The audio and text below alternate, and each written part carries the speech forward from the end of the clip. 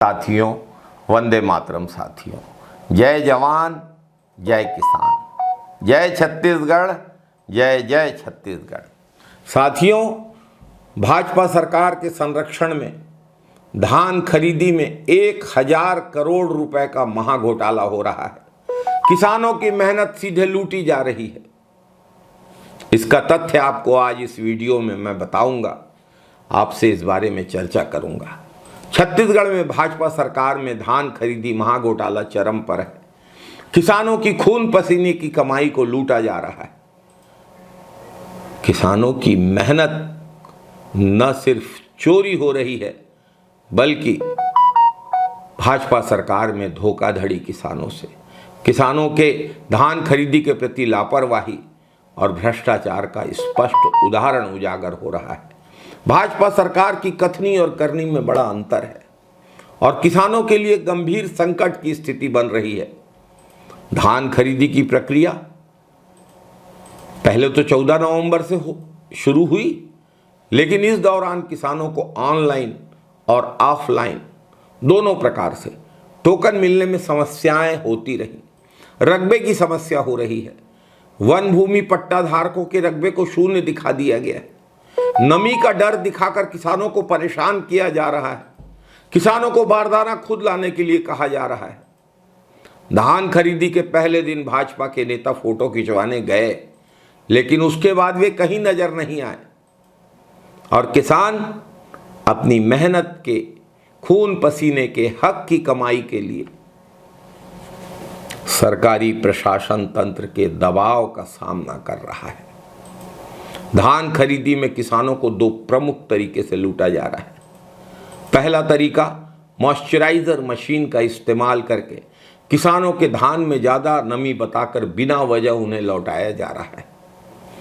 यानी किसान धान बोरियों में भर के लोड करके परिवहन करके धान खरीदी केंद्र में आता है और उसे लौटा दिया जाता है और सेटिंग करके, मशीनों में सेटिंग तो भाजपा की फितरत है, सेटिंग करके अतिरिक्त धान लिया जा रहा है। जिस धान में सरकारी मशीनें नमी की अधिकता बताती हैं, उसी की जब कंपनी की प्रमाणित मशीन से जांच की जाती तो नमी उतनी नहीं पाई जाती और प्रति कट्टा 150 ग्राम से लेकर 2 किलो तक अतिरिक्त धान किसानों से लिया जा रहा है।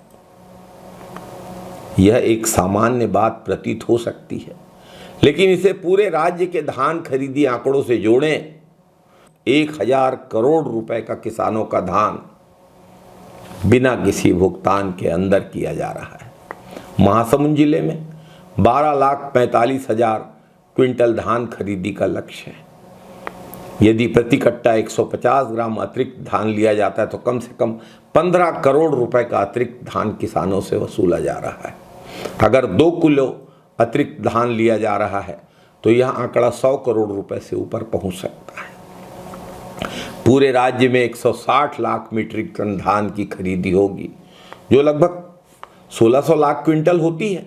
इस हिसाब से सिर्फ 375 ग्राम अतिरिक्त धान लेने पर 1 अरब 86 करोड़ रुपए किसानों के गाढ़े पसीने की कमाई बिना किसी भुगतान के ले ली जाएगी, लूट ली जाएगी। यदि बलौदाबाजार जिले, बेमेतरा जिले में प्रति कट्टा 2 रुपये अतिरिक्त लिया जा रहा है तो यह आंकड़ा बढ़कर 1000 करोड़ रुपए तक पहुंच सकता है। इस पूरी प्रक्रिया में भाजपा सरकार और उसके अधिकारी किसानों के प्रति, किसानों की तकलीफों के प्रति, किसानों की समस्याओं के प्रति, किसानों के धान की लूट के प्रति उपेक्षा का भाव धारण करते हुए दिखाई दे रहे हैं। पहले धान खरीदी केंद्रों के नियमों में बदलाव किया गया। बफर स्टॉक के 72 घंटे में निपटारे का नियम हटा दिया गया। खरीदी की प्रक्रिया लगातार लंबी होती जा रही है। पहले धान का निपटारा 28 फरवरी तक होता था, अब इसे 31 मार्च तक बढ़ा दिया गया है।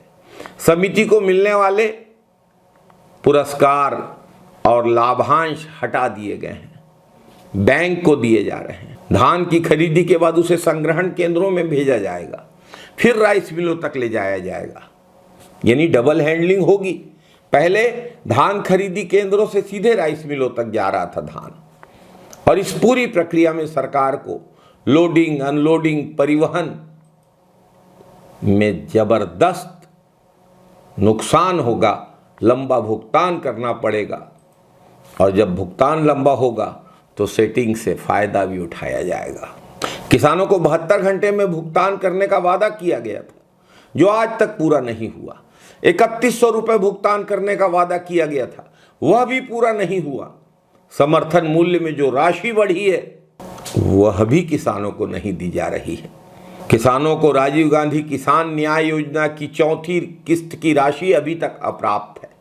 भूपेश बघेल जी की सरकार में, कांग्रेस की सरकार में किसानों को समय पे भुगतान मिल जाया करता था, लेकिन अब भाजपा सरकार की प्राथमिकता में यह सब कुछ है ही नहीं। किसान है ही नहीं, किसानों के हक का पैसा उनको देना है ही नहीं। छत्तीसगढ़ में भाजपा सरकार का बनना किसानों के लिए बर्बादी का कारण बन रहा है। भाजपा की कथनी और करनी में अंतर है। किसानों को उनकी मेहनत का सही मूल्य नहीं मिल रहा है। किसानों की कमाई का एक बड़ा हिस्सा भ्रष्टाचार और अनियमितताओं की भेंट चढ़ रहा है। किसानों पर रबी में धान न बोने के लिए भी दबाव डाला जा रहा है। सबको पता है कि खरीफ के समय छत्तीसगढ़ में बंगाल की खाड़ी और अरब सागर दोनों से आने वाले बादल टकराते हैं, जिसके कारण छत्तीसगढ़ में सूर्य प्रकाश खरीफ की फसल में कम होता है। फलस्वरूप प्रकाश संश्लेषण की क्रिया कम होती है और धान कम होता है। जिनके पास पानी की व्यवस्था है वे किसान रबी का धान उगाकर इस कमी को पूरा करते थे, लेकिन इसे भी भाजपा सरकार बर्दाश्त नहीं कर रही है। भाजपा सरकार का कुशासन किसानों के लिए भयावह स्थिति निर्मित कर रहा है। धान खरीदी में 1000 करोड़ रुपए की अवैध वसूली सिर्फ किसानों के लिए ही नहीं, पूरे राज्य और पूरे देश के लिए एक बड़ी चिंता का कारण बन चुका है। जय जवान, जय किसान, जय छत्तीसगढ़, जय जय छत्तीसगढ़, जय हिंद साथियों, वंदे मातरम साथियों।